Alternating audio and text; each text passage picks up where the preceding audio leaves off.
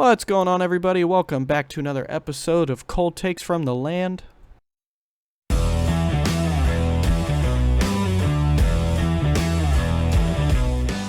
Cold Takes from the Land, where you get the coldest takes from the hottest Cleveland sports fans. Oh, yeah. And we did it, buddy. Got another big division win at home against the Steelers, 13-10. And I'm pretty happy about it. I don't know. I'd like to think you are, too. Woo! Yeah, baby! 2-0 in the last 2 weeks against the Steelers and Ravens, buddy. My two least favorite opponents on earth. Yeah, I think most Browns fans can mutually agree with that, unless one particularly hates the Bengals a lot. But don't have to worry about them as much. You know what I always say? What's that? It is. I don't fucking know, buddy. I was hoping you would know. Oh, okay. Fair enough. I'm kidding. But yeah, this game was fucking hideous to watch, but we figured it out, buddy. Yeah, it was a weird one, man. It was a defensive stalwart on both sides of the ball. The Browns' defense, we kept doing what we've been doing all year. Kenny Pickett was ass, DTR was ass, but thankfully DTR ended up making a couple plays at the end of the game there that kind of sealed it for us. Yes, that was nice to see his composure at the end of the drive, or at the end of the game on that last drive. He was 4 for 4 outside of the spike. So just like Wendy's, baby, 4 for 4. There's no 4 for 4 anymore. Yeah, I know, they got rid of that shit. The $5 biggie bag. Like what the fuck is that shit? Yeah, I don't like it. Anyway, buddy, this is what I was going to tell you. I said, you know what I always say, there's no such thing as a Ravens fan, just a Browns fan who moved. That is true. That is technically true. Unless some poor soul in Baltimore really missed the Colts, and then the Ravens showed up, and they're like, hey, that's pretty good. Let's be honest, Edgar Allan Poe wouldn't even be a Ravens fan. He's a Browns fan. Exactly. I know it. I can feel it. Exactly. But, yeah, man, let's get into it. Big win. It was pretty ugly. Huge win. Not just big win, huge win. This gives us a 85% chance of making the playoffs. Yes, and that puts us even closer to the division lead, which is... Yeah, it's 3-2 in the division now. Yes. Went from 1-2 to 3-2 just like that, which is huge. Yeah, which is very, very big, and that definitely bodes well moving forward as we got the Broncos next week. And we'll get to that later in the week. But actually watching a little game footage on them right now. Yeah, they're late night game tonight. So. Yeah, they're playing right now. I'll probably watch the second half of that once we get out of here. But let's get on into it. And I wonder if we're going to be kind of the same or if we're going to vary a lot this week. But let's get into our 3 positives for the 13-10 win. I will let you go first. Want me to kick it off? Cool. All right, buddy. So my first positive, I just had the defense as a whole.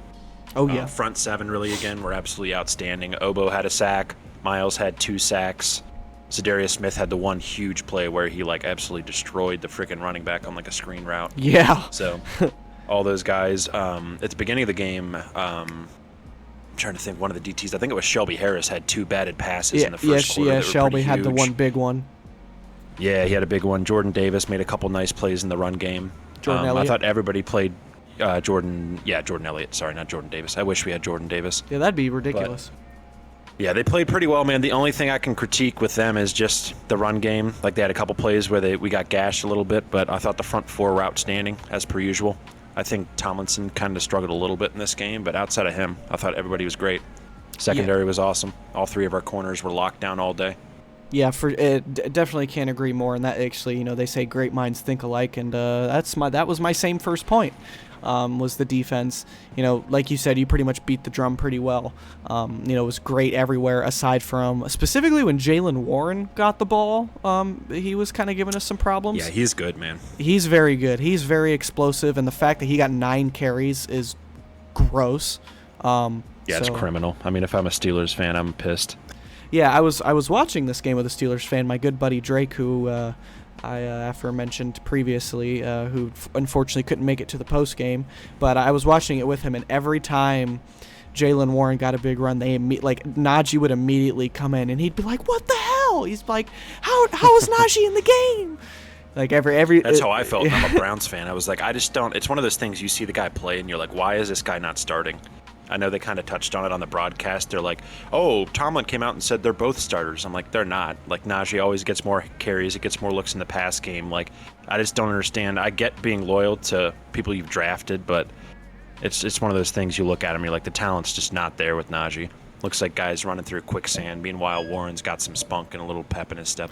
Yeah, I mean, Najee can definitely play well in certain spots. Like, he's a good short yardage back. He's got some power, and he's big and strong. But, like, as a feature back, I think it's just showing, like, at least in Pittsburgh, it's just not working. And they got to go with Jaylen Warren. But, you know, I'm trying to compliment the defense here. But outside of those Jaylen Warren runs. Yeah, what are we doing? We're complimenting Pittsburgh. What the fuck? Yeah, good God. But no, outside of the Jaylen Warren runs, the defense was absolutely shut down today, as you said. Pass rush was great. Myles Garrett had another 2 sacks. Obo had a sack. Should have had a safety, buddy. How about that? Yeah, that call was absolutely ridiculous. He was like 4 yards in the end zone. I didn't think it was terrible because it was like relatively close. I did think it was a safety. I thought it was bad. I mean, I thought it, like, watching it live on the first watch, I was like, that's like not even close. Like, and then you see the replay, and I'm like, it wasn't even remotely close. Like, what are they seeing? Well, the ball was like a hair, like, kind of on the goal line when he got hit, and that's what they based it off. Yeah, but he got Roman Reigns speared backwards into the end zone. Well, it doesn't matter. It's clearly the whole ball was in the end zone. Well, it doesn't matter. It's where the ball is whenever the hit is initiated, which is stupid. The ball was in the end zone. The entire ball was in the end zone. I think it was closer than you might imagine, but either way, he had 2 sacks. Obo had a sack. Obo had 4 tackles for loss. He was really good again. Zadarius Smith, even though he didn't have a sack, he made a couple plays in there as well. He had the one real big stuff. I think it was on a screenplay late in the game when we kind of needed to get back on offense, which was nice. The whole front 4 was pretty good. Outside, Dalvin kind of got beat a little bit up the middle, and just the defensive tackles in general had a couple moments in run defense where they, missed here and there. The linebackers were pretty good. JOK was pretty good as usual. Even Anthony Walker went out, so like Taki had to play a little more, and he held his own. We were already on our backup free safety with McLeod playing, and he got hurt. So obviously you had to have replacements coming for him, which I was actually kind of happy to see. Ronnie Hickman replaced him instead of DeAnthony Bell, and I have interesting. And I have no reason that I prefer that except for the fact that Ronnie Hickman's an Ohio State guy, so it's always nice to see a Buckeye out there. So that's pretty cool, and he played well. He even had a few tackles out there, that nothing fell apart. But overall, the defense was great. Kenny Pickett looked god awful. They killed him. I mean, I don't think he's very good anyway, but I agree with you. I mean, I don't want to make this talking about the Steelers episode, but I don't think Kenny Pickett is as god awful as a lot of people think, but like he's just not good. I think he is absolutely abysmal. And it was interesting after the game, like a couple of the main Pittsburgh Twitter accounts, like Pickensburg and like a couple of the other Twitter accounts, like finally admitted, you're like, you know what? I don't think it's all on Matt Canada. Kenny Pickett sucks. And I'm like, finally, these guys are starting to come to the light. Just things I've been saying since the middle of last year, like just doesn't have a good arm, not particularly accurate, small hands, doesn't do anything particularly well. He doesn't make great reads. So, I mean, shit. If I'm a Browns fan, I hope they re-sign him to a 10-year contract. I mean, if he sticks around, sweet, because, I mean, he's not very good. Which they might, man. Pittsburgh's weird. They're loyal to a fault, like I kind of already touched on about Najee. Like, they'd rather, like, keep their pride and try to make Najee work when it's clearly not working. Right. And, again, I know I was kind of being nicer about it with Kenny Pickett, but don't let me be wrong. I don't think he's good, like, very good at all. But, I mean, Matt Canada does also suck pretty hard, too. So, hopefully they both stick around. And that'd be nice. But anyway, that kind of commends my point, our point, for the defense being great. So I'll let you move on to your second point. We ain't talking about Pittsburgh here. Yeah, for sure. My second point in the positives, I had the offensive line. I thought they played a pretty damn good game this week. Only gave up, I think it was 1 sack at the end of the game, where it wasn't even really on Hudson as much, but DTR stepped up in the pocket and went to take off to run, and he got collapsed on. Mm-hmm. So I thought the O-line was pretty damn good. DeJuan Jones, honestly, like, what can you say about that guy? He comes out there and just absolutely engulfs TJ Watt. When DeJuan Jones is out there, TJ Watt is not a factor whatsoever. Yeah, I think today shut down, at least for this year, the TJ Watt Myles Garrett debate, because it's not a debate. Like, I used to be, you know me, I said this even a couple like months ago. I said if you had to make me choose between the two guys, I could be like whatever, coin flip, and I'd be fine with either. But I think it's pretty clear Myles Garrett's better. Yeah, because, it'll be its whole I think I'll make a separate top point about this topic in a future video, but in short, I feel like TJ Watt has already had his best seasons, and he's going to kind of plateau, and then eventually he'll fall off once he gets older. I feel like Myles Garrett's still getting better, which is, like, insane. Yeah, this is his best season so far, for sure. Yeah, I mean, this is his 6th or 7th season here, and he's still getting better. Like even if this is peak, even if this here is his peak, like he's still like, team, which was our one critique before. He's doing this now. Yeah, he was great last week, and he was even better this week. Yeah, he's awesome, man. Yeah, so but to preface your point, I did notice TJ too was kind of like moving around a lot. Like after the first quarter, I noticed whenever DeJuan came back in, because they kept kind of subbing Hudson out, just because DeJuan was a little dinged up still. Mm-hmm. But I did notice whenever DeJuan would come back in, like TJ would shift to the other side a lot. Like I don't think he wants any parts of him. Yeah, for sure. And I can't. And he's a guy in general too. He doesn't win his pass rush nearly as much as a guy like Myles Garrett does, who's like in the high 20%. I think TJ wins about like 13.5% of his attempts. Yeah, which, I mean, don't get me wrong, TJ Watt is very good. He's absolutely one of the best edge players in the league. But I think it's Myles Garrett and then everybody else right now. It's at least this year, for sure.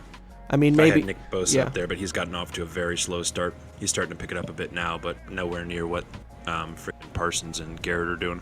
Right. No, exactly. And but yeah, I do completely agree with your point. And my third, this was going to be my third point, but I'll change it to my second point since you kind of are along the same lines. Mine wasn't specifically for the whole O-line. I was actually specifically going to shout out Garen Christian and James Hudson. I was just about to say, he was good again, man. Just because, Garen Christian was really good the last 2 weeks, just in general. So pretty quick and easy for him. He held up really well against Alex Highsmith, and he held up pretty well last week. And then James Hudson, he kind of struggled last week, and he had to play I think he played kind of half and half with DeJuan. He struggled in the fourth this week. He almost gave the damn game away at the end there.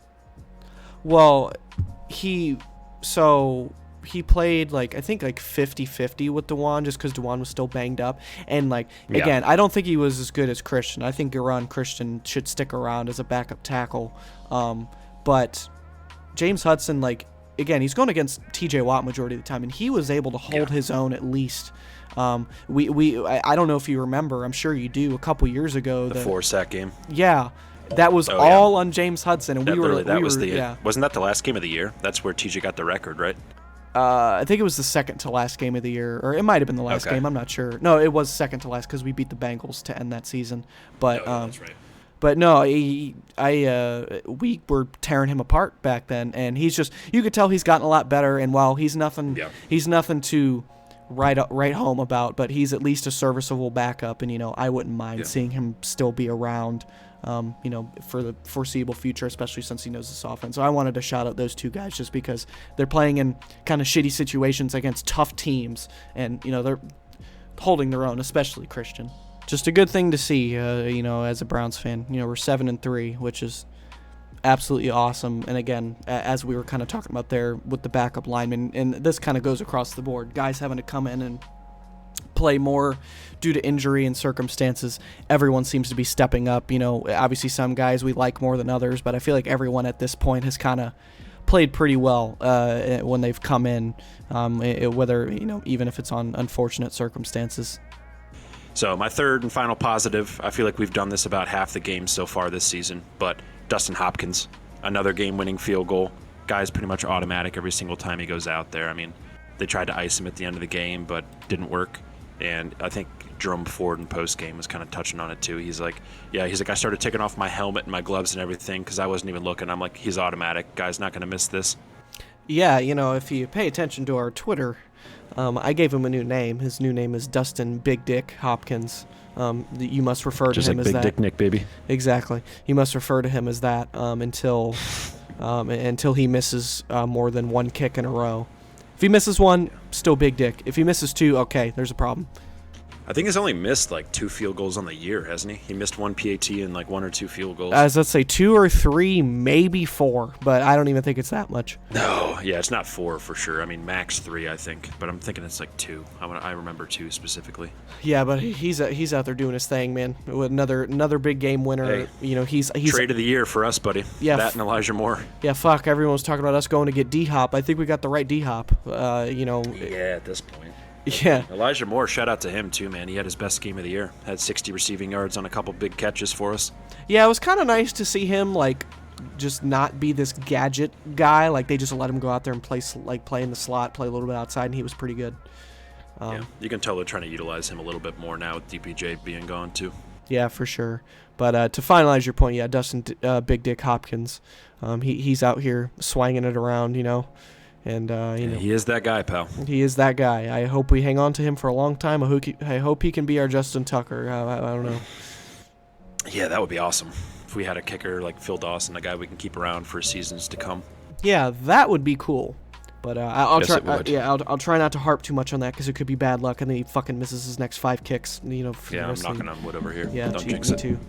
But my last point, for once we're differentiating on something, my last point was actually just the resiliency of the team overall.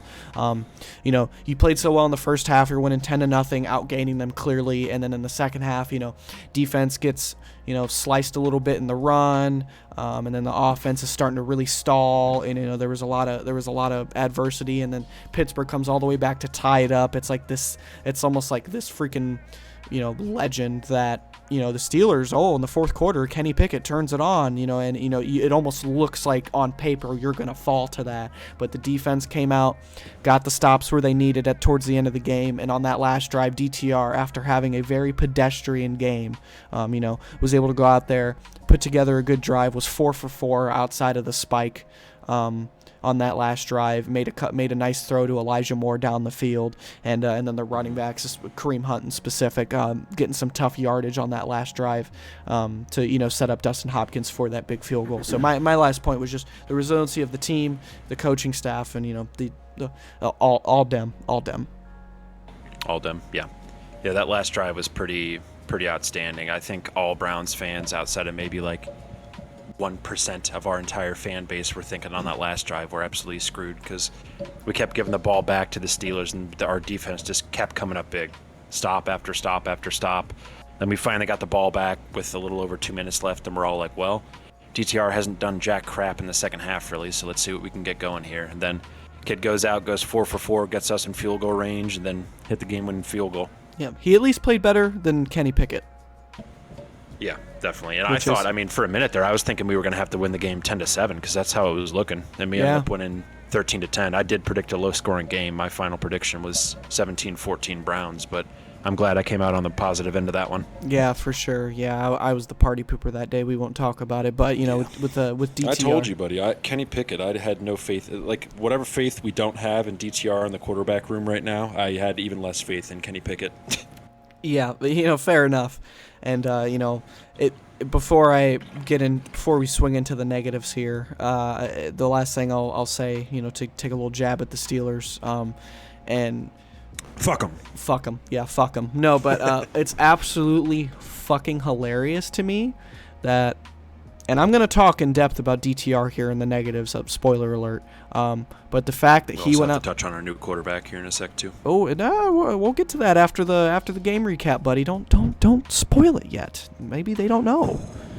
But no. Just kidding. We don't have a new quarterback. We have a new fullback actually. Yeah, his name's Big Dick McGee. No, I'm just kidding. His name's Dorrance Vickers. Dorrance Vickers.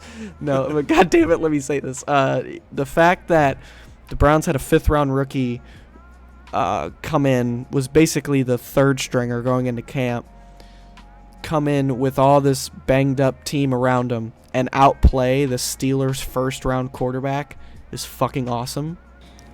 And I just wanted to point that out. Yeah, this is kind of, not all the way because we've been through misery the last 20 years, but this kind of made up for a little bit of the agony we've been through in the last couple seasons. Yeah, and you know what? I'll take it. And this Browns team, I mean, in our lifetime, this is the most resilient Browns team I've ever seen, even more so than the playoff team we had back in 2020. I mean, the victories, the teams we've beaten, with 49ers being 5-0 when we beat them. We came out, we beat the Ravens and Steelers now in back-to-back weeks after Deshaun Watson going down with an injury. Yeah, all I'm saying is, went out second game of the year. Like, there's been multiple times this season so far where I've been like, okay, damn, we're out of this. And then the defense just continues to make stop after stop. They didn't even have a turnover this week either, which was wild to me. We lost the turnover battle and still won.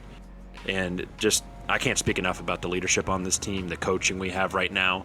It's a wild time to be in 2023, and to think that the Browns had the best coaching staff of any of our 3 major sports teams. Yeah, I think it's time to extend Kevin Stefanski. I think the whole shit to fire him, I think, is pretty much dead in the water now. Yeah, he's a hell of a coach, man. I mean, the job he's done this year, this is his second 7-3 start with the Browns, and he's had absolute trash cans as quarterbacks for most of that time. Yeah, so very happy with that. But while we are happy, we do have to point out the negatives, and I'll take away the negatives if you don't mind. Yeah, go ahead. My first negative, even though he played well down the stretch, David Njoku had a fucking rough game. Yes, he did. He was targeted 15 times, only caught 7 of them. Not all his fault. There was a couple missed throws. I didn't realize he was targeted that many times. 15, you said? Yes. I'm pretty sure he had 3 like blatant like 2018 David Njoku style drops.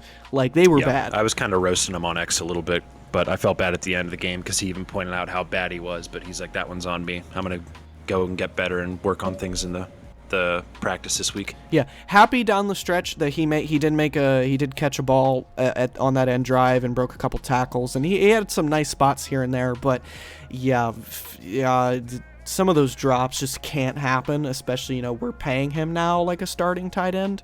Right. So, or like a star tight end, I should say, and he doesn't have to be anything crazy. Like, if you look at his stat line without the drops and targets, that's pretty nice. But when you watch the game, yeah, he dropped a lot of passes and just looked kind of off. A couple of them too. I remember 2 in particular would have converted third downs, which sucked. Yeah, it was. There was a 3-play stretch, or I'm sorry, there was like a 6-play stretch where this I can't remember if we had it first or they had it first, but I was sitting with my buddy Drake, Steelers fan. I'm pretty sure the Steelers had the ball, and it was like second down, and like Pickett missed a throw, then then someone dropped it, and then like they had like a shitty like negative run or something like that, and then they punt it to us, and then we get the ball, and then DTR missed a throw, and then there was back-to-back drops, and we were like, did these teams fucking forget how to play football? Like, what is going on? But yeah, it was a very sloppy game. Yeah, but I'm not going to harp on it too long. But yeah, Njoku definitely probably his worst game this year. Worst game he's had in a little while, I'll be honest. But, I'm confident he'll bounce back because I think he's shown us now that he can be a very good tight end. But I think he'll be fine. Yeah, as do I. It was definitely the worst game of his season so far, but he's shown us enough in this season at the tail end of last year when he took down the GOAT, Tom Brady, in that game. So. Oh, yeah. But, yeah, man, I think he'll have a bounce-back game, and my first negative is going to kind of bounce off of what you just said. I put the passing game never really got going at all. We had a little bit going at the end there. I thought Stefanski's play calling in the first half was pretty good, to be honest with you. I mean, he was mixing up the runs. He was doing some toss-crack runs. He had a couple runs lined up for DTR, like strictly for him as well, so those were nice. Mm-hmm. He had a lot of short passes, but then in the third quarter kind of got conservative. I don't know. I still don't know what's going on with Tillman, man. Like, they don't really seem to be looking his way at all. I mean, I don't know if the guy's just not getting open, but from what I saw, it looked like there were a few plays where he did get open. He had the one crossing route where he got cracked pretty hard.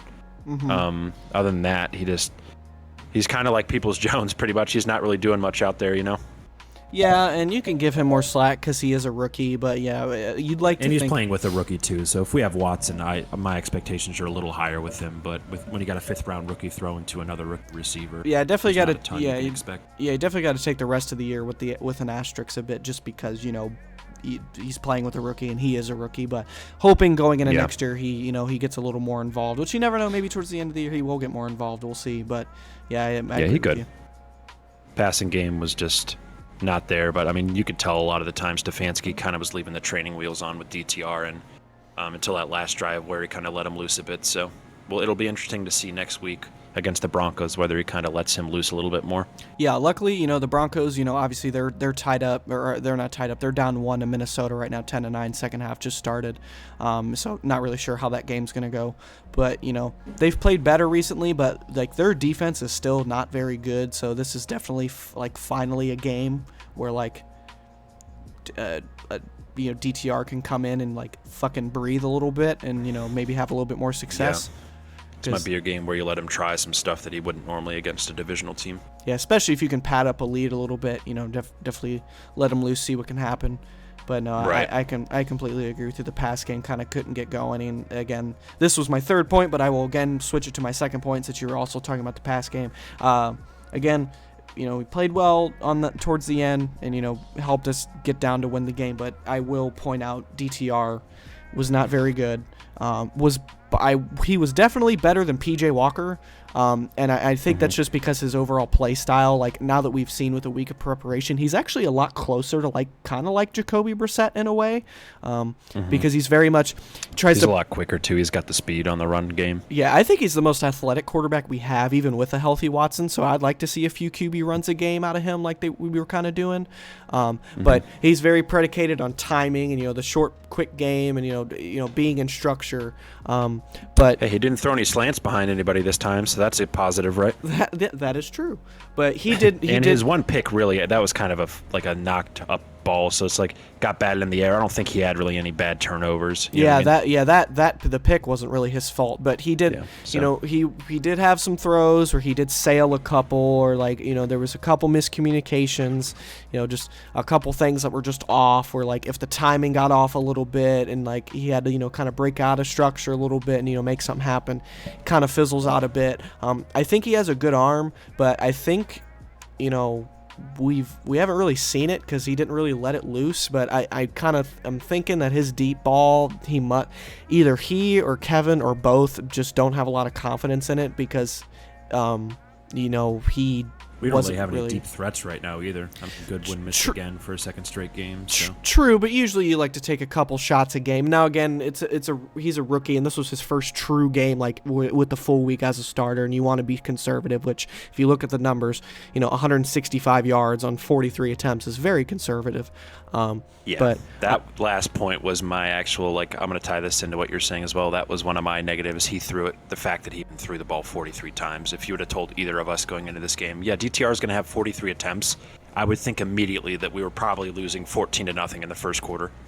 Yeah, since that's your last point, I'll kind of intertwine that into it too. That was kind of my one thing about Kevin Stefanski that I was a little annoyed about, is because he was throwing it a bit too much, and it wasn't even like he was putting all this trust in DTR. He was being very, trying to get, like you were saying, keep the training wheels on him.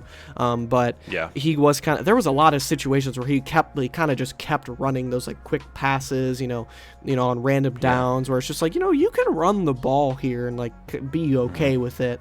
It's a weird feeling with that too, because looking at the stat sheet, they didn't run it a ton, but watching the game, just having those runs for -2 yards on first down, it felt like I saw about 30 of those. And then you look at the stat sheet and you're like, oh, they only ran it this many times, didn't really run it that much, but yeah, it felt like they ran a fuckload, and they really didn't, just because we were getting nothing in the run game, Yeah, which again, you can't really fault him too much for throwing the ball that much, just because the run game was going absolutely nowhere. But, again, I'm not going to harp on it too long. He shouldn't be throwing the ball, I think, more than 30 times in a game on a normal game. And then on top of that, with my initial point, he just wasn't very good. I hope to see improvement in the future. Not every defense is the Steelers' defense. Yeah, and worst case scenario, if things go bad, we may have a solution, which we'll get into once we finish up the post-game recap. That was kind of my point. He wasn't very good, wasn't god-awful, was definitely better than PJ. I think you definitely keep him in there and just see how it goes. I think the coaching staff had the exact same thoughts that we did. If he can just come in and not turn the ball over like PJ is with 2.5 turnovers a game, it's an immediate improvement, and that's what we saw. Yeah, this version of DTR, not the one that played Baltimore, obviously, but this right here, with the way he was playing, with maybe a few extra completions and, a little bit of extra, success from the run game, we can beat teams like Denver and the Rams and and the Bears. Definitely. Texans. Even the Texans, who they scare me a little sometimes, but they're still a very beatable team because they're very young. As you saw, defense like us, buddy. Yeah, and as you saw, they were in a close one with the Cardinals. So, and we fucking mollywopped the Cardinals. But granted, we did have Deshaun. But either way, I just hope to see more improvement out of DTR, and like you said, hopefully doesn't have to throw the ball, too many times. I didn't know if there was anything else you wanted to add, because I know that kind of was your last point before I got into mine. No, yeah, I had one more negative, but I kind of already touched on this earlier because we kind of said the run game. But run game was kind of getting stuffed all day. Jerome Ford never got it going, really. Kareem Hunt had one good run. Outside of that, nothing. Our boy Pierre Strong got one carry, and it looked like he made a pretty good cut and then kind of slipped and got taken down after a yard or two. But run game got stuffed, which is to be expected against Pittsburgh. I mean, they don't typically give up a ton of yards on the ground, and Cam Hayward was back for this matchup, so the fact that those guys kind of got shut down makes sense. But need to get the run game back on track next week, because if the run game is going, it's going to make it so much easier for DTR moving forward. Yeah, for sure. You hope to see the run game get a little better. Now, again, they were playing Pittsburgh with a healthy Cam Hayward for most of the game at least, and you're with a rookie quarterback, so it makes it a lot easier to defend the run. That's why I didn't put it as a negative, even though it was pretty rough. When we were able to get the win, I'm able to be a little more forgiving on that. But my last... This is a weird game, too, man. It's one of those, like, if you look just at the stats, if you looked and tried to predict this game without knowing the score and the eventual outcome, I would say the Browns probably lost this game, like, 21-10, just looking at the stats. Yeah, for sure. And, as I look at these stats, I'll get into my last point, which I don't really have too much to say because we kind of already ragged on it a bit, but the occasional lapses in run defense, especially against like explosive backs that can kind of burst at a quickness like Jaylen Warren, they still are giving up some chunk plays, and you don't want to see that, especially now with the offense that's going to struggle, and even more. Jaylen Warren, like I already said, 129 yards on 9 carries, 14 yards a carry is atrocious. And he gashed us for sure. Yeah, and even if you take off that 74-yarder, that's still like 8 carries for like a little over 50 yards, which is still pretty good. So he had like 3 runs too, man, where it looked like he was looking up in the fucking press box looking at Nick Chubb, because they were some Nick Chubb-like runs where he was stiff-arming dudes, juking guys. He injured freaking McLeod on the one play. I was like, Jesus, this guy's bowling people over out here. Yeah, for sure. And again, we kind of already went over this earlier, so I don't really have too much to add, really. I did just want to point that out, that was one of my negatives. But, overall, even though there was a lot of things to work on, you were playing a tough defense, and I'm still very happy with the outcome. I feel like this couldn't really win any better, given the circumstances. No. But it's just a great team win, and another display of courage and lack of crumbling that a lot of previous Cleveland teams would have done, like I've already stated a billion times before. Yeah, 3-2 in the division, man. I mean, let's get on the stretch of easier games now, and then see if we can't beat the Bengals to finish 4-2 in the division. So it sets us up perfectly, I'd say. Yeah, and for sure. Not that I think this is likely, but I mean, the number 1 seed is not out of the question. I mean, we got KC playing the Eagles tomorrow. I like the Eagles, honestly, in that matchup. I think they're a little more complete team. So see where everything falls at the end of the year, but that's not out of the question. Man, would that be something if the Browns managed to get the number 1 seed with DTR running the helm. Hey, man, that could happen. I mean, with this defense, I haven't seen anything like this in my lifetime as far as the defense that can make consistent plays. They didn't turn the ball over today, but Swartz has said week after week, turnovers are going to come. It's just the way we play the game, you know what I mean? Right. And but I think the realistic expectation at this point is, you still gun for that division, man, because it's still very much there. You just beat the Ravens. Yeah, Baltimore's got a tough way out the last couple weeks, too. Yeah, that was going to be my main point, is they have a tough schedule, and we don't have as tough of a schedule. I think we got through pretty much the hard part of our schedule now. We're 7-3. That's freaking awesome, yeah, man. 7-3. I did not predict this, even assuming Deshaun and Nick Chubb were healthy. I didn't have it. We were talking about this 2 weeks ago. We're like, if we can go out, and we said with Watson, obviously, we're like, if he can beat Baltimore and then beat Pittsburgh, and he did beat Baltimore, and then freaking DTR comes in and beats Pittsburgh, I mean, freaking can't write this stuff. Yeah, it's awesome, and this has been a great season, obviously, in terms of results. Not great in terms of personnel getting fucking hurt, but... yeah, I know. Freaking sucks, man. It was nice to see Chubb in the freaking stadium at least. Yeah. Confidence. Yeah, that was cool, and it was nice to see him there. It was also nice to have Jim Donovan back in the booth. Yeah. Yeah, you got it. Yeah, but, once again, super huge win, and, can't be really happier. We got Denver coming up next week. We'll see what they're looking like. Like I said, they're still in the game, looking like they just went down 17-9 as they get a little bit in the Josh third Dobbs quarter. scampered in for a touchdown. Favorite local hero. Yeah, he's that guy, pal. But normally this is the part where we end the video, but... A little bit of breaking news. It won't be breaking news by the time this video is up, but breaking news to us. Breaking news. The Browns have officially brought in Joe Flacco, signed to their practice squad, expected to be elevated to the active roster. And I'll just say it, I'm very happy about this. I know you said on Twitter, this was him specifically tweeting, that he said he wasn't your top choice in terms of the free agents. But for me, out of who wasn't my first, but to be fair, I was dreaming. I mean, my first choice would have been Tom Brady or Captain Andrew Luck coming out of retirement. Oh, well, yeah, if you're factoring that in, sure. But for me, out of who is realistically available, like I wasn't going to play the Ryan Tannehill gets his release like games. I wasn't going to do that. That would have been my only realistic option above him, probably. Yeah, but no, he was my top option just because he still played relatively decent when he's played in the recent years. We saw it firsthand when he beat us in week 2 last year. Scored freaking 4 touchdowns and 2 of them in the last minute and a half to beat us. He still has a very good arm. He can make some deep throws. He doesn't really make too many mistakes. Obviously, he's a fucking, stiff back there. He's not going to really move around. He's definitely a statue. He's like Giancarlo Stanton out there. Yeah, but, I mean... If it gets to a point where DTR it just goes south and you don't want to see PJ Walker, you can plug Joe Flacco in there and he can make the right throws and make some plays here and there in the pass game. Obviously, when it breaks down in the pocket, he's just the kind of scamper and throw it away type guy. He's not going to make many plays with his legs, but you can he's another guy you can structure the offense as if Jacoby Brissett's back there. And obviously, in terms of a passer, I don't think there's really much of a difference between the two of them, if I'm being honest. So I very much like this signing. I think he immediately needs to be the QB2. Obviously, maybe give him a week to get the offense down and whatnot, but I have confidence he'll be able to do that. He's been there, done that. But he would be a great mentor. He's won a Super Bowl. He's been one of the better quarterbacks in the league for some time in his prime. And I'm happy they brought him in. And like I said, worst case scenario, if DTR fucking goes horrible out of nowhere, you can play Joe Flacco and keep the ship afloat. And you can play in the playoffs with Flacco, in my opinion, and he would be fine. Mm-hmm. Especially with the defense we had to rely on out there. I mean, we said this last week, but I think they brought in a guy that has that experience, like you just touched on, and they brought in a guy that's been there, done that when it comes to playoffs. So he's had that experience under his belt, and a guy that still has a little bit left in the tank, in my opinion.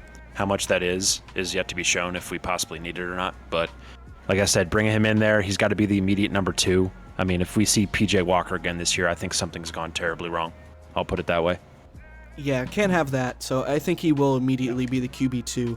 And yeah, I said, if he has to play. I just hope he's good in that mentorship role, because I don't know how much he's done that in his career, really. You know what I mean? I know he was with Zach Wilson for a while, but obviously Zach Wilson's not great. But when he played for the Jets, he was a big step up compared to Zach Wilson. So yeah, and that's what I'm saying. When he's played, when he's had to play, you never looked at it and yeah, that's a bottom 5 quarterback in the league. He's always... No, yeah. I mean, that's the big thing, is that he has some juice left in the tank, because if we need him to play, we're going to have him go out there and make some throws. So the fact that I think he can still do that is a huge deal. Yeah, so yeah, that's a big thing that happened. We'll see how that goes. Obviously, see how DTR plays. Hopefully, the combination of Deshaun Watson and now Joe Flacco's mentorship, and Flacco could even. Yeah, that's interesting too. I was thinking about that. Are they going to have them both kind of mentoring him? I would imagine so. I bet you Flacco could even mentor Deshaun to some stage. I mean, obviously, I don't think Joe And Flacco. Deshaun will be gone this week. He's getting that surgery. I think he's flying out to LA tomorrow to get that surgery on Tuesday, but he'll probably be back for the next week game after this Broncos one. Yeah, I think Flacco, at the very least, if he doesn't play and DTR continues to be serviceable enough to play, he will be a glue guy in the locker room, be able to, give great advice to DTR, and, do what he can to, contribute in any which way he can. In worst case scenario, he has to play. I'm not mad at it because, Neither am I. to me, on paper, if you take DTR and Joe Flacco right now, if Joe Flacco is at least what he was last year at the very least, I would probably say Flacco's still the better quarterback at this point, though obviously I think you want to play DTR just because, the potential of his potential at this point, like even if he just, lives up to being a really good backup, you'd probably want in there over Flacco, but like I said, Just a little hurt a game plan for him too. Guy's only played 2 games in the NFL, and he does have that ability to scramble and get outside the pocket. So Flacco, if you're a team like Pittsburgh and you have TJ Watt, you have one plan: get his ass to the. He can't move it. Yeah, for sure. But yeah, I think that's about it for this episode. Do you have anything else you want to add in there? This was a long one. Yeah, it was a long one. I mean, it's Browns-Pittsburgh. Huge victory this week. I'm happy with the Flacco signing. I mean, with all the injuries our team's had this year, I think you had to go out and get somebody. And the fact that Barry passed on everything at the trade deadline kind of upset Browns fans, which I do understand. I was part of that fandom that was like, what the hell are we doing? Oh, yeah. We got Joe Flacco. We got our backup quarterback. We have a guy that can step in and play if needed, but I'm going to hope the rookie can continue to go out there and produce. So, and if he doesn't, we have a guy that has produced in the past. So I feel a lot better knowing we have that guy as our backup than P.J. Walker, to be honest with you. Yeah, absolutely. And yeah, put it together pretty well there as you said it. Who would have thought, buddy? I'm rooting for Joe Flacco in 2023. I never thought the day would come. Yeah, Jesus, but hey, I'll take it. But yeah, like you said, I don't even like Tom. I hate Tom Brady. You know my hatred of him, and if he came to the Browns, I would be a Tom Brady fan. oh yeah, Jesus, that would be something. But yeah, that ain't happening. But no, like you said, huge win, big division win. Bodes really well going What into if the Brady season. goes to the Bengals? I will probably go to prison for arson of their facilities. Yeah, what, their outdoor practice facility? Yeah. I'm just That's funny. yeah, I'm gonna hope that doesn't happen. But No, I think we're pretty safe, buddy. I think we're okay. yeah, but God, now you put that thought in my head. Yeah. Anyway, 7-3, baby. yeah, happy thoughts. 7-3. Yeah, big win. Like we've said a bunch of times. Got Denver next week, and that'll be an interesting matchup. 2 4 o'clock games back to back. Yeah, we're gonna start a stretch of games where you think a lot of them are winnable, and I hope we can come out on top on a lot of them, and gun for that division, maybe even get the first seed if things can stack up that way. But we'll see how it goes. I'm really excited for the back half of this season here, and once again we appreciate you guys for watching or listening or both, whatever it is, and we'll have more content coming out, and it's been another episode of Cold Takes from the Land, and we will see you in the next one. Cold takes from the land.